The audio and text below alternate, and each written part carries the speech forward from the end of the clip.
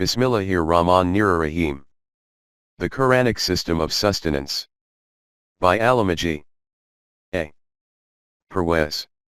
Translation. Fazal Kareem and Salayina Kareem. Social contract with God. We have already noted that an ideal state, or heaven on earth, is one in which all basic necessities, food, clothing, shelter, and security, are made available universally. Thus in practice the social contract with God is an agreement whereby the administration provides basic necessities universally to society. And in return, the surplus wealth that people generate using their God-given talents and abilities is also freely returned to society. This societal setup saves humanity from the doom shared by man-made systems, that is those that focus on self-interest rather than the collective interest. O you who have attained to conviction! Shall I point out to you a bargain that will save you from grievous suffering in this world and in the life to come? 61. 10. To reiterate, every capable individual keeps only what he needs, and gives all his surplus back to the treasury. And they ask you as to what they should spend. For the needy, in God's cause. Say. Whatever is surplus to your needs. 2. 219. After all, what is the use of hoarding in a society that already has all of its needs met? Meaning of God in context. Let us now consider the following verse. And there is no living creature on earth, including humanity and by extension human society, but depends for its sustenance on God. 11. 6. See also 17. 31, 29. 60. Before going any further, we must understand an important point about the above verse. In this verse, as well as in verse 9. 111 cited a little earlier, the key word is God. Both verses refer to a society which is established to implement the law of God. So God is synonymous with law of God. The question is, how did we reach this conclusion? I have written much on this subject elsewhere, and so it is not necessary to explain it in detail here. Nevertheless, for those who are not familiar with my writings, it should suffice to say that when it comes to humanity, God's work must be done through human hands. For example, God has said that the kalima, the word, will overcome or be proved true. 10. 33, 40. 6. And he will establish Deen al-Haqq, Deen of truth, 48. 28, 61. 9. This means that the divine system is bound to succeed all others. But this cannot happen automatically. In history, truth overcame through the actions of the final messenger and his party of supporters, on the battlefields of Badr and Hunayn. Truth did not prevail until this party, Jamaat al-Mu'minin, came into existence. Hence the Quran states, He it is who has sent forth his apostle with the task of spreading guidance and the deen of truth, to the end that he makes it prevail over every false deen, Muhammad is the messenger of God. And those who are with him are firm and unyielding towards all rejectors of the truth. Kafirin. But compassionate amongst one another. 48. 28-9. It was their tough stance against the opponents of truth that enabled the Deen al-Haqq to overcome and establish itself over all man-made systems. When, at Hudaybiyah near Makkah, the soldiers of the Jamaat swore their allegiance to the messenger and pledged their lives, the Quran states that they were in fact swearing their allegiance to the Almighty. Behold, all who pledge their allegiance to thee pledge their allegiance to God. The hand of God is placed over their hands. 48. 10. Of course God did not literally place a hand over theirs, but this was done in effect through human agency, that is, through the central authority set up in his name. Similarly, when the messenger's supporters threw their arrows against their opponents during the Battle of Badr, the Quran says that it was God who threw the arrows. And it was not you who threw. The arrow. When you threw it, but it was God who threw it. 8. 17. Therefore God fulfills his responsibilities through human agency, that is, the divine system of sustenance, which in turn is built upon his law. The Quran has emphasized the point in the following verse.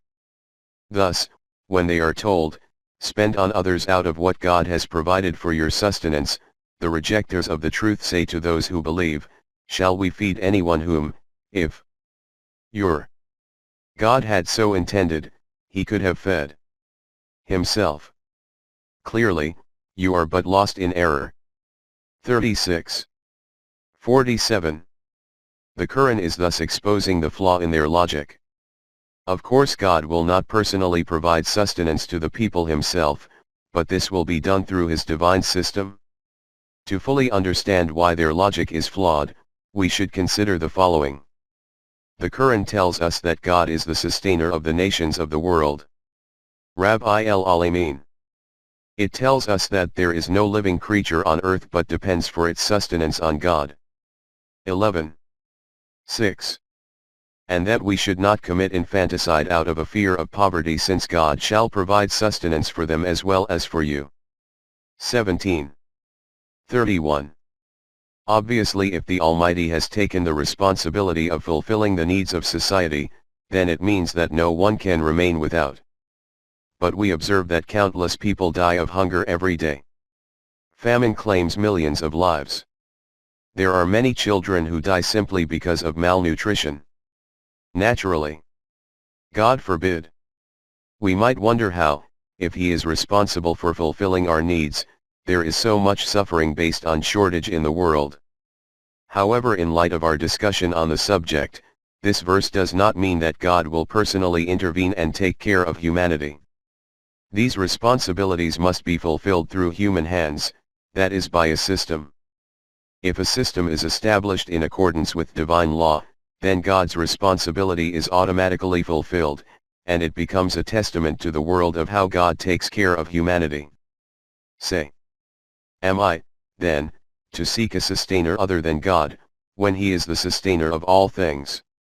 And whatever injustice any human being commits by not adopting his law rests upon him alone. 6.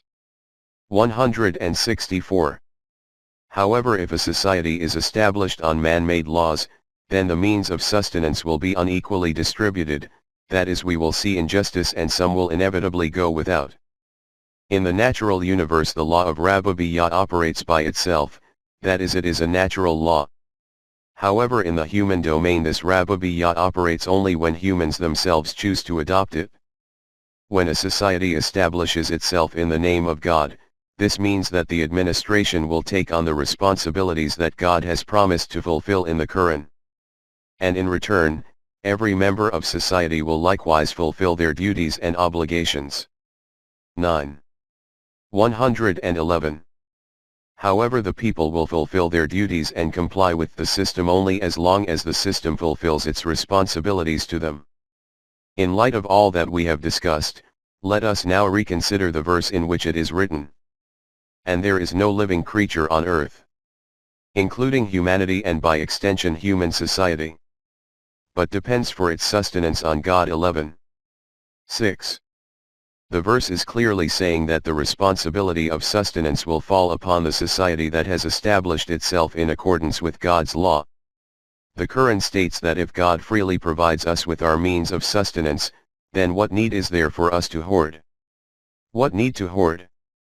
The fact is that we collect and save only to protect ourselves and our children from unforeseen circumstances in the future. But when God assumes the responsibility of providing the means of sustenance for ourselves and our children via the system, then there is no more need to hoard. It is we who shall provide sustenance for them, your children, as well as for you. 17. 31.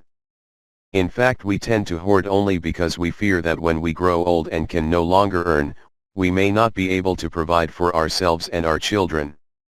2. 266. However, such a thought should not even enter the mind if we are living in a system of Rububiyyah, since this system provides for everyone at every stage of life. But perhaps we also think we are saving for a rainy day, for a time of unforeseen disaster. Again the Quran provides a response. No calamity can ever befall the earth, and neither your own selves, unless it be laid down in our decree before we bring it into being. Indeed, all this is easy for God. 57:22.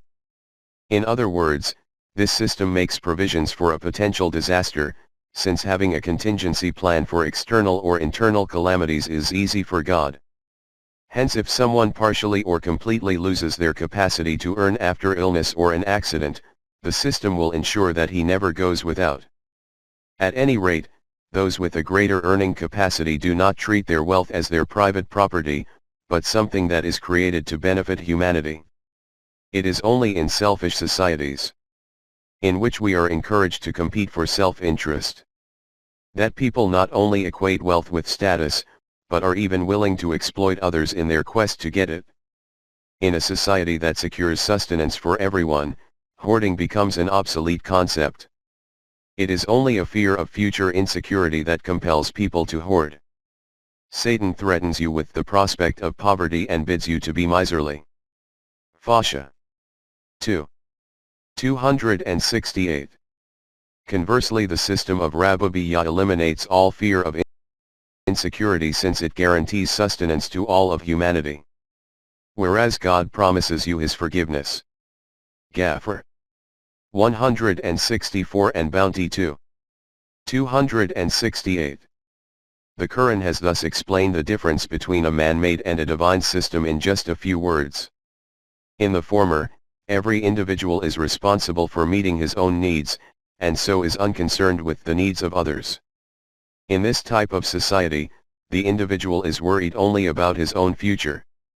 He lives in constant fear of a day in which he is unable, for whatever reason, to provide for himself and for his children. This powerful feeling of insecurity is the underlying root of the need to hoard to the grave. 102. 1-2. The obsession with hoarding in turn leads people to use deceptive and exploitative means to meet their needs. In the latter of our two systems, the responsibility of taking care of every individual rests with the administration. In this society, no one feels insecure about his future. He is happy in his work, and sleeps soundly at night. He never feels he has to lie or deceive or steal. This type of society is established by the group of people, Jama'at, that we described earlier in this chapter. They neither fear for what lies in their future, nor are they anxious about the potential misuse of their earnings by the administration, since such things are impossible in the system of Rabubiyya. There is no fundamental difference between the administrators and the rest of the public. There are no rulers and the ruled. Hence the people are told in no uncertain terms. No sustenance do I ever demand of them, nor do I demand that they feed me. 51. 57. See also 6. 41 and 23. 87. In other words, just as all the citizens have their rights and obligations, so does the administration. The process works both ways and there is no difference between them. Those who run the administration do not expect to receive a higher rate of pay simply because of their position. I have asked no reward whatever of you. My reward rests with none but God. 10. 72. After all, the administrators are members of the same society. For I have been bidden to be among those who have submitted to him. That is a member of the society that has submitted. 10. 72. Of course, aside from needs, there is another emotional motive behind the acquisition of wealth, and that is the desire to climb the social ladder and achieve power and status. The Quran refers to this desire using two words: tafakur, arrogance, and takajur, obsession with greed. But in a society established on the law of Rabubiyya, the people have a different idea about what constitutes status and what is valuable. At present, society equates wealth with respect and status. The more wealth that any given individual has, the greater his status and his perceived respectability. In a divine system, however, individual status is determined by taqwa, lit. The God-fearing, or piety. 165. This means that those who do their duties to the best of their abilities, and thereby contribute the most to society, are deemed to have greater social status or respect. 3. 14-5. Hence in such a society there is no desire to hoard as a means to this end. Business not for profit. To summarize, when the system of Rabubiyya is fully established and the administration takes on the responsibility of providing the means of sustenance for all, then neither do individuals feel the need to hoard their surplus wealth, nor do they feel the need to acquire private property. At this stage we might also justly predict the end of businesses that exist to make profit. In fact, the very concept of business itself will have changed. At such a time those who produce goods and services will continue to do so, and consumers will simply take and utilize these goods and services as and when they need them. This will be possible because the system will provide for the needs of both producers and consumers. As things stand at present, whenever a society is overwhelmed by the consequences of its self-created problems, that is, it enters recession and there is a shortage of circulating money, the best it can do is introduce some sort of bartering system to exchange tangible goods instead of money. With regards to bartering, it has been said that it is axiomatic that exchange is just if, and only if, the exchanged values are equal. Of course, this raises the question of how to assign value to a given item or service. For example, a cobbler makes a pair of shoes and he wants to offer them in exchange for some wheat.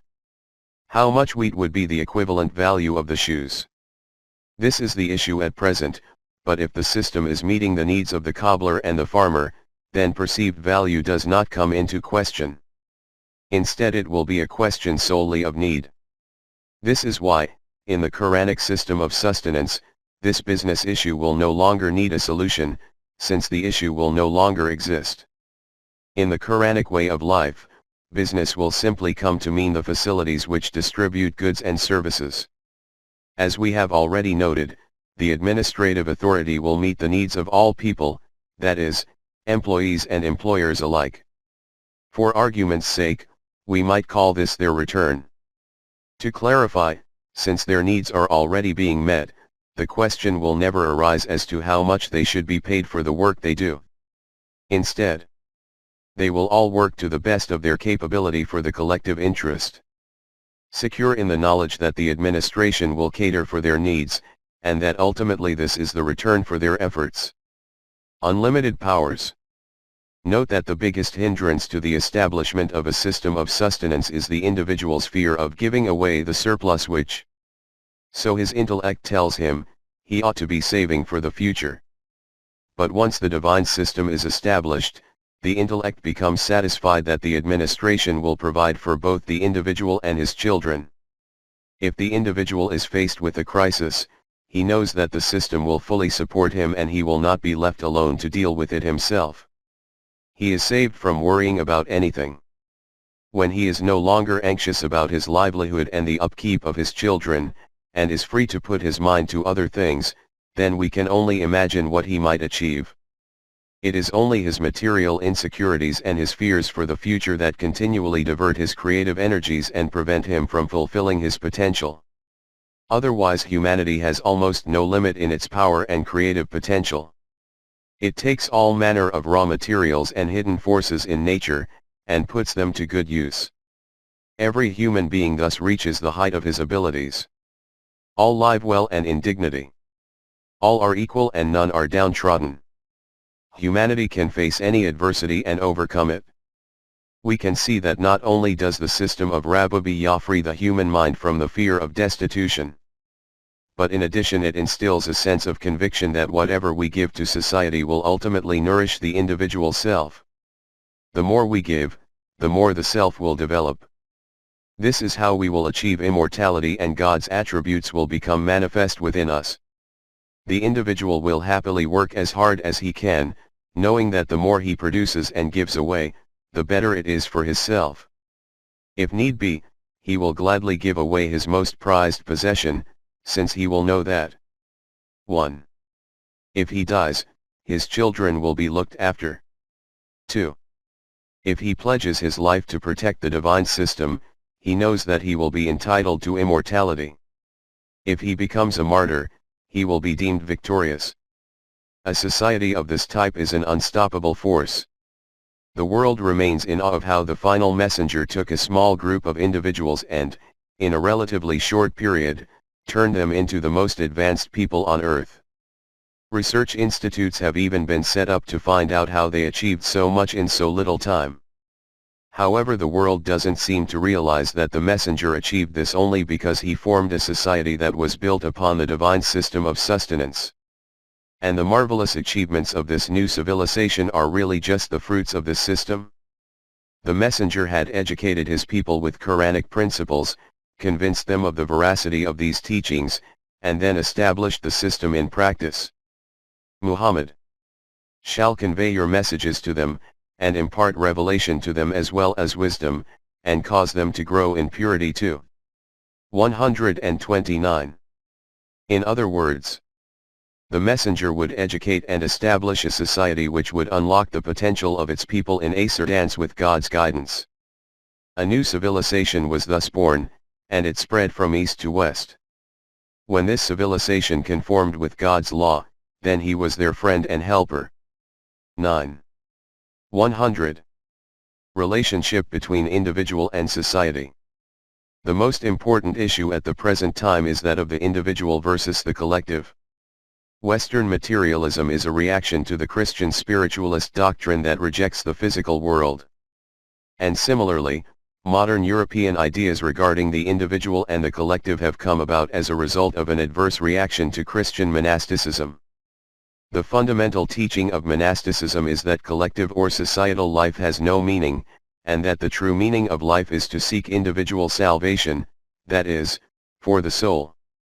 And in order to achieve salvation, individuals should cut themselves off from society and lead an isolated life. Modern thinkers and scientists have reacted against this Christian spiritualist position and have totally rejected the existence of the soul, choosing materialism instead. Likewise, they have rejected the monastic concept of solitary life, redirecting their focus towards collective life. And they have declared that the only real existence is to be found in society. In different parts of the world, this society or collective is either called a nation, or it is called a state. Thus, from the 19th century onward, the idea that the individual should live and die for his nation or state gained widespread acceptance in Europe. Outside of his social existence, the concept of individual existence became not only irrelevant, but a falsehood. Hence, the modern purpose of life is to submerge individual identity in society, much like the parts of a machine that have no individuality and exist only for the machine. The parts do not question why they work for the machine. They blindly go on working in its interests. Hence, in this particular relationship between the individual and the state, the position of the individual is reduced to that of an automaton. In fact, this European belief itself has become a kind of religion, one in which the state is practically a deity and the individual is its devotee. The state demands the supreme sacrifice from its people in the same way that a pagan god supposedly demanded sacrifices to appease it. Hence, Huxley writes on the subject of nationalism. A principal cause of war is nationalism, and nationalism is immensely popular because it is psychologically satisfying to individual nationalists. Every nationalism is an idolatrous religion, in which the god is the personified state, represented in many instances by a more or less deified king or dictator. Murray meanwhile writes, "It is because direct experience of God has largely ceased that the devil of nationalism has entered the empty house. The reality is that the ruling class, in their hunger for power, has simply changed the subject of reverence from kings to the more ambiguous concept of state. A state is an abstract concept, and to this day no political thinker has been able to put forward a clear and unequivocal definition of what the state is. However, looking more closely, we find that the underlying motivation of the concept is really about power and control. Hence we are constantly told to strengthen the nation, which in practice really means that we should help strengthen the hand of the ruling elite. When we are also told not to act against the interests of the state, that is to rebel against it, we are really being warned not to take any action which could potentially weaken the hold of the elite over the masses. The communists claim that they advocate a people's government, but here too people doesn't mean the public as a whole, but rather just the ruling class. Jack Belden writes on the subject of the Chinese Cultural Revolution. The communists' use of the word people sounds somewhat mystical to a Western ear. The Chinese emperor used to call himself the Son of Heaven. Now the Chinese communists call themselves sons of the people. In other words, the people have replaced God and the communists have replaced the emperor. The emperor used to rule because he had the command of heaven. The communists rule because they have the command of the people. In old China, the people lived under the despotism of the dead and had to pay obeisance to their ancestors. Now, the communists say the people are the ancestors and obeisance should be paid to them. To put this in Western terms, the sovereign emperor has been replaced by the sovereign people. And the divine will has been replaced by the general will. If all wills must submit to the supreme will, then it follows that the individual must also bow down to the people. In proclaiming the power of the common people, many of the followers of Mao Zedong put forth doctrines more characteristic of the Middle Ages than of Marxism. Follow the masses, they say, proclaiming that the people are always good, that the people can do no wrong. Thus they pave the way to absolutism, for obviously if the people can do no wrong, then the power that represents the people can also do no wrong. At any rate in Europe it has become accepted that true existence is the state, or nation, or society. And the individual is merely the means by which to establish it. Individual identity is irrelevant. If it is in the state's interest to keep its people alive, then it will certainly keep them alive. And if it requires that they must die, then it will ensure that their lives are sacrificed for it. This principle is at work in all corners of the modern world. The only difference is that in some countries, the government cares not how the people are meeting their needs, or how they are passing their days, whilst in others, the welfare states, it is said that the government is responsible for meeting their physical needs to varying degrees. However, this type of welfare can be likened to keeping animals at a farm. The people's needs are being met only because of their usefulness to the state. Free education and health care is provided only to ensure that people can remain productive and can keep working like machines. The Quranic position. The Quran places much emphasis on the importance of the individual. So much so in fact that it deems the killing of one human being to be the same as killing the whole of humanity. And deems the saving of one human being as the equivalent of saving the whole of humanity. We taught the children of Israel that if anyone slays a human being unless it be in punishment for murder or for spreading corruption on earth, it shall be as though he had slain all humankind. Whereas, if anyone saves a life, it shall be as though he had saved the lives of all humankind. 5:32. The purpose of the Quran's teachings is to develop and strengthen the individual self. Its claim that every individual is responsible for his deeds and the results of those deeds ultimately determine the fate of his self will prove to be a self-evident fact. Whoever, therefore, chooses to see, does so for his own good. And whoever chooses to remain blind, does so to his own hurt. 6. 104. The crux of the Quranic teaching therefore is to perfect the self. It follows that any other philosophy, or ideology, or religion that is detrimental to individuality in any way is to be rejected. However, it also says that the perfection of the self cannot happen without the Jamaat community. Hence it is vital for the individual that he be a part of the Jamaat. O you who have attained to conviction, remain conscious of God, and be among those who are true to their word. 9. 119. The Quran further states that the human self can only be saved from destruction if the individual lives among people who encourage positive and constructive deeds from one another, and so become a support to one another. 103. 3. This is a fundamental teaching of the Quran. Hence, according to the Quran, the Jamaat is the only means of perfecting the individual self. Whilst in Western thought, the self is the means and the state is the end, the Quran teaches that the opposite is true. According to Iqbal, the relationship between the individual and the state is like that of a traveler and the caravan with which he travels. Hence, a society formed in accordance with the Quranic system of sustenance is like a caravan, formed for the purpose of taking each and every individual to his destination. If, however, the people of the caravan do not take the individual to his destination, then they are not in a caravan at all, but are a bunch of thieves and bandits. The Quran has explained the point in the following verse. O you who have attained to conviction! Be patient in adversity, and be in perseverance, and strengthen each other, and remain conscious of God, so that you might prosper. 3. 200. The ultimate objective of this society becomes apparent in the last few words of the above verse. That you might prosper, that is so that the self may unlock its full potential, like the seed that produces a field of crops. A state that fails to unlock the potential of the individual and thus fails to take him to his higher destination is based upon falsehood, that is batil. And when subsequently such a state forces people to work in its interests and meet its demands, this is nothing short of tyranny. Conversely, a state that is founded upon truth, haqq, will itself become the means for the individual to develop his self. Most importantly, it will do so freely, meaning that it will demand nothing in return. In a state founded upon falsehood, that is one in which the individual surrenders his identity in the state. It is easy to form a ruling party in what is generally called a one-party system.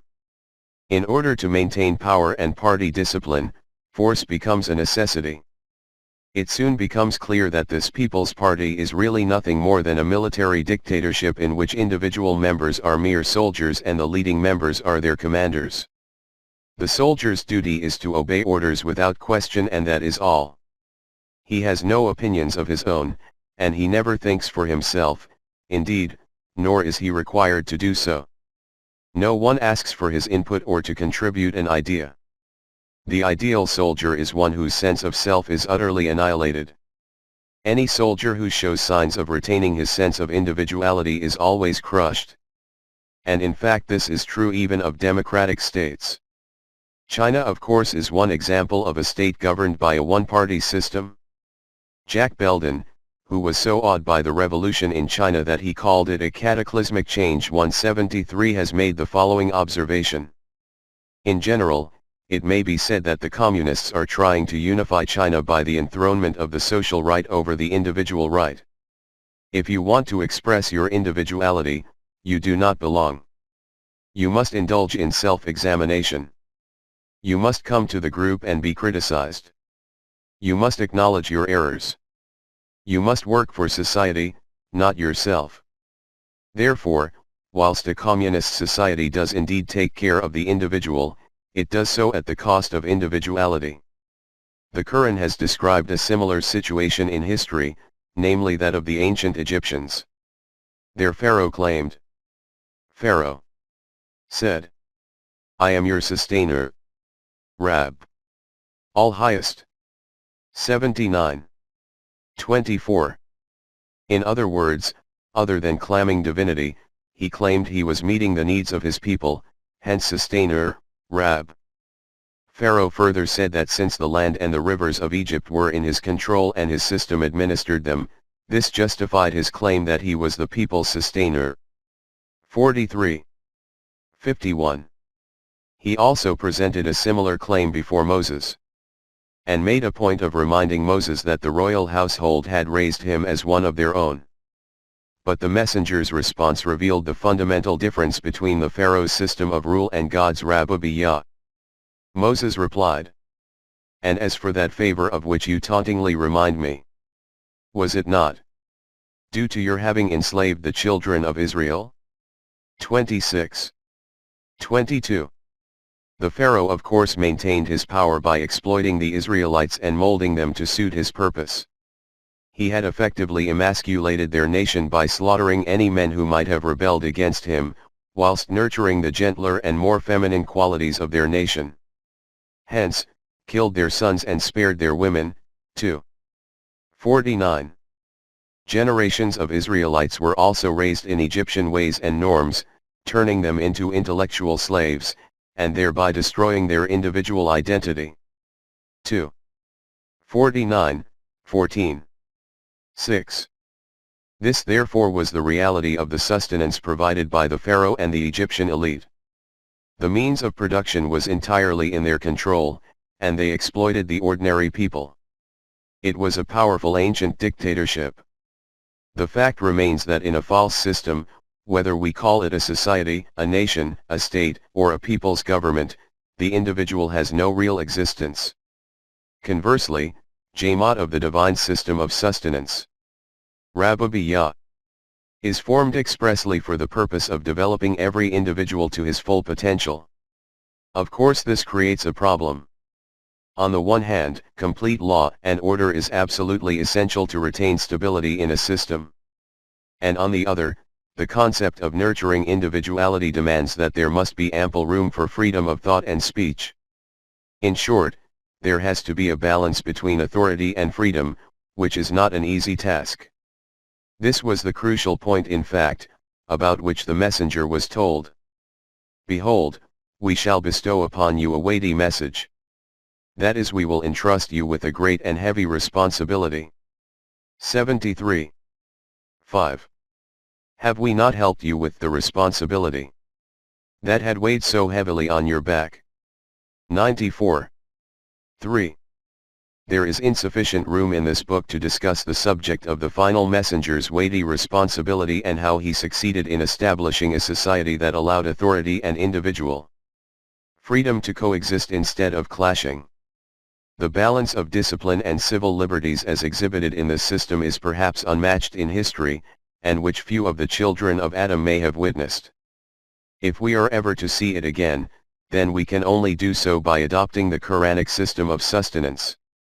This is the system in which the concept of ruler and the ruled is completely eliminated, and every individual is a friend of society. The law that holds this society together is not of their making, but has been given to them by the Almighty. Subsequently, there is complete law and order, and the state remains stable, and at the same time each individual is free to develop his self. As we have already stated, the demands of the present age are compelling the world to gradually move towards the principles of the Quran. As a result, the very same Europeans who at one time said that true existence could be found only in the collective, and the individual had no value, are now stating the opposite. They are saying that the perfection of the self is the true and only purpose of society. In 1941, Columbia University held the Conference on Science, Philosophy, and Religion in their relation to the democratic way of life, with the aim of ascertaining whether modern democratic systems had any justification in science, philosophy, or religion. Howard Selsom comments that the conference expressed as the common factor in its viewpoints insistence on the dignity and worth of the human personality.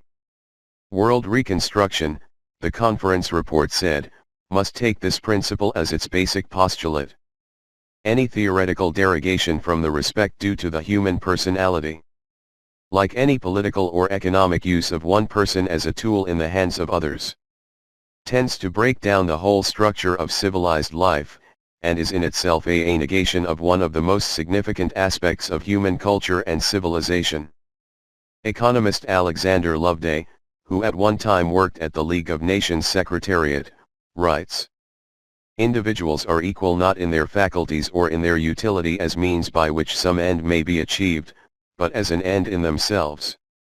Society is concerned with the life and functioning of all its members, and for that life and functioning the individual must enjoy adequate freedom.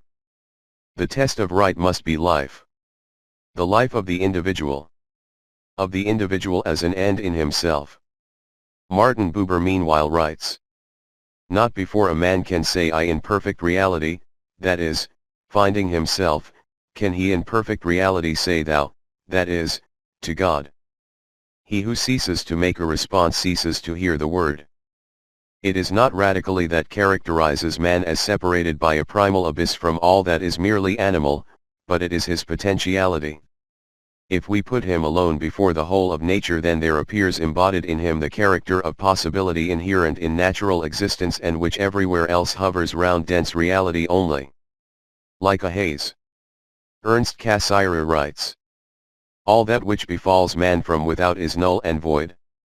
His essence does not depend on external circumstances.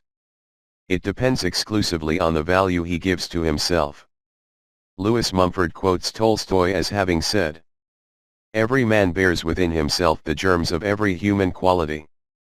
Hence it is the duty of the state to unlock and develop the full potential of this germ and make it grow like a sturdy tree. Indeed, only a state or society can bring this about. In Mumford's words, to create a man of truly human dimensions, one needs the cooperation of a universal society. Nicholas Berdiev writes on the subject of the relation between individual and society. Man, human personality is the supreme value, not the community. Personality is connected with memory and certitude. It is linked with the whole of a man's fate, and with his whole life history. Every personality has its own world.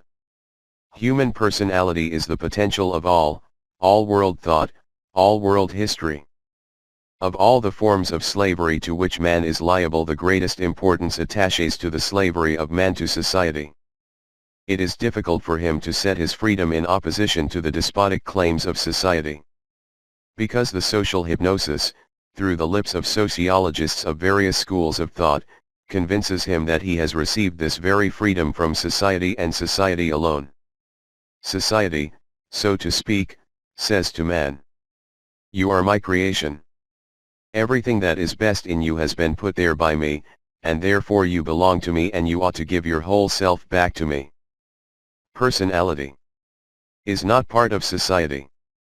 As a personality, the I never enters into society as a part into the whole, as an organ into an organism. Berdiev finds it strange that the individual, who himself is the creator of society, should also allow himself to become wholly subordinated to it. Hence he also writes, it is a question of fixing the scale of values. Not only is the existence of the state not the highest value, but even the existence of the world, of this objectivized world, is certainly not the highest value. The death of one man, of even the most insignificant of men, is of greater importance and is more tragic than the death of states and empires. Liberation from slavery is in the first place liberation from all will to power, from all power as a right. The right of power belongs to no one. Nobody has the right to power but a burdensome obligation to power as an organic function for the protection. Professor Cassirer writes on the same subject.